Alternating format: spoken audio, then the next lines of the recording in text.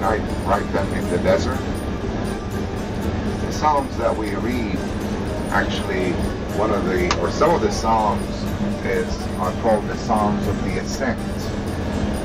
From 121 to 132, I believe, those are the Psalms of the Ascent. That's when he started coming back up to Jerusalem because he was in the desert.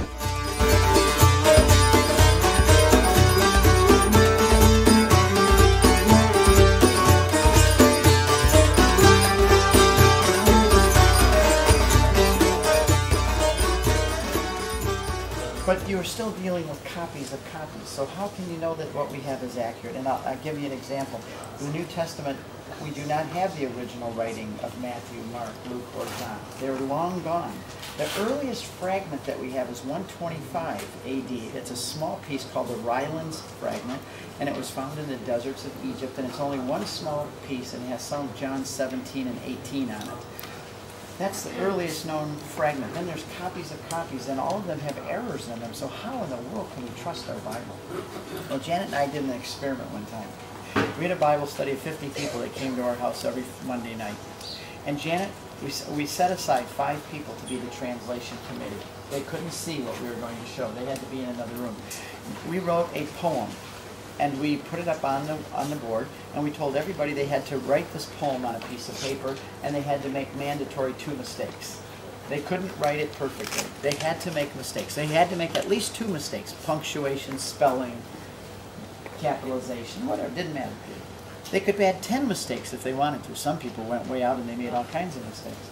We gave all those flawed copies to the translating committee and told them to try and reconstruct from those flawed copies what the poem said in the other room. They came back an hour later and they said, here's the results of our work. And they read this poem out and showed it to me, and it was exactly 100% perfect to the poem that was written on the wall.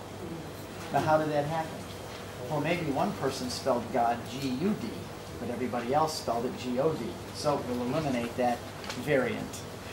As you went through and eliminated the variance of 1 or 2 mistakes, even if 3 or 4 people made the same mistake, you could still eliminate it because the other 40 did it right.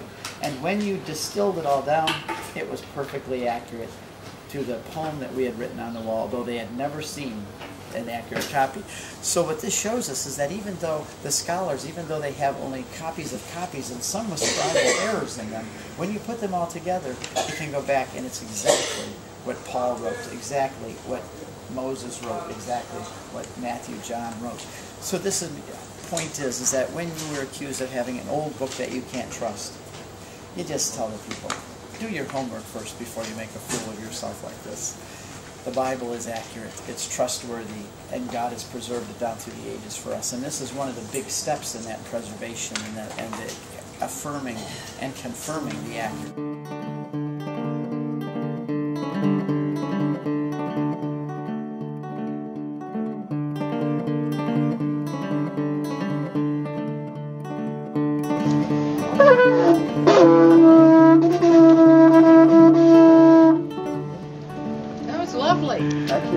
We were in the shop in Qumran. We had a few minutes ahead, so we thought we'd stop here and let people get some little shopping done for 15 minutes. There's a lot of Jewish things here, and it's kind of a new experience. Myself too well, but I'm going to give my life to you to be your servant from this day on.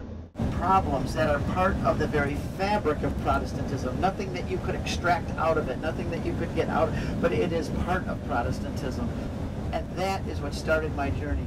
It's sometimes you have to find out you are sick before you go looking for a doctor. I had to see the problems within Protestantism that were incurable before I could ever consider an alternative.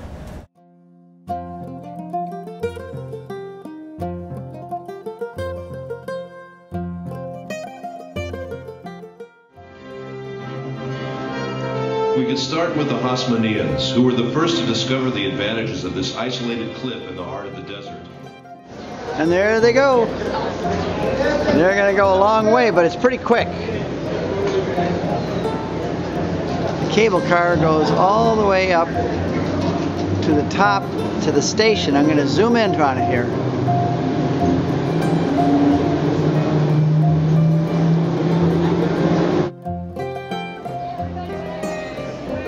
So how'd you like Masada? Excellent. I heard it. Really cool spot. Good, glad.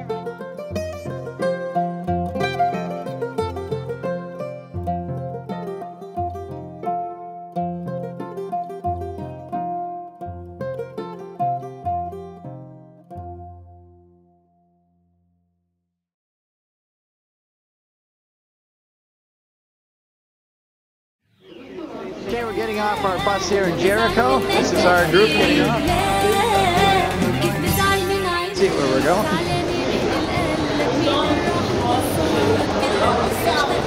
There's Amr, our fearless leader. Now in this place there's all kinds of things to shop and buy, which people do after they eat.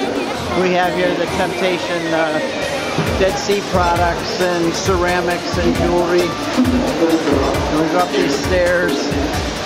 Temptation restaurant. Get a view of it here, what people are going to see. They have all kinds of vegetables, and then they got rices and potatoes and falafels and spaghetti and these nice kebabs and chicken and all kinds of french fries, fruit, all sorts of drinks. And they've got 3 lines going at once.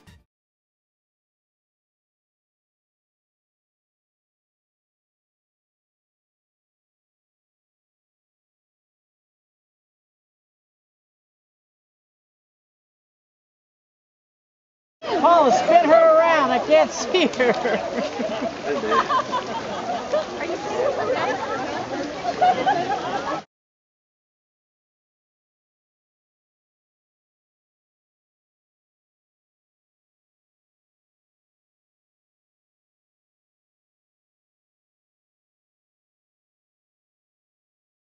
Your kids are not going to believe that. I never thought she'd do it. I didn't think she'd do it either. I mean, she doesn't like anything that's the least bit not clean. Okay, so you know? I got a camera over here. I got to take pictures over here. All these people gave me their cameras. They're all going on now.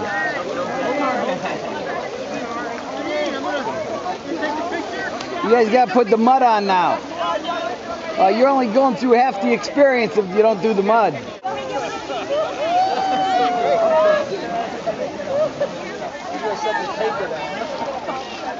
Not that slippery here. That's pretty good. This is good right here, Shelly. Just right on. Just look. Just put it out. Your husband's already been floating. No, it's pretty flat here. You got to walk out. People got mudded up in the water.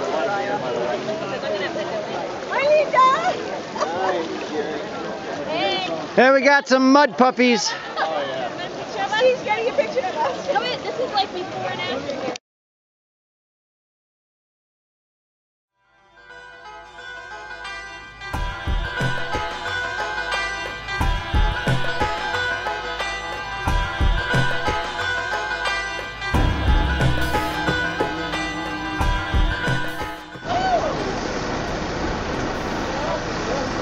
Hi-yo, Silver.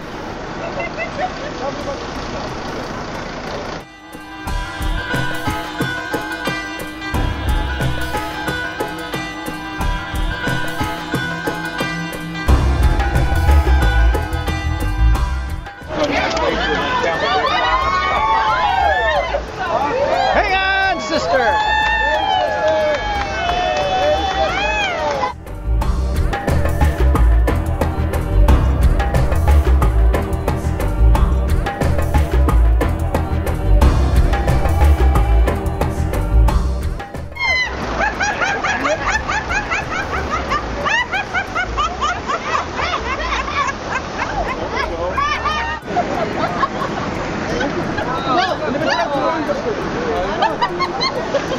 Go.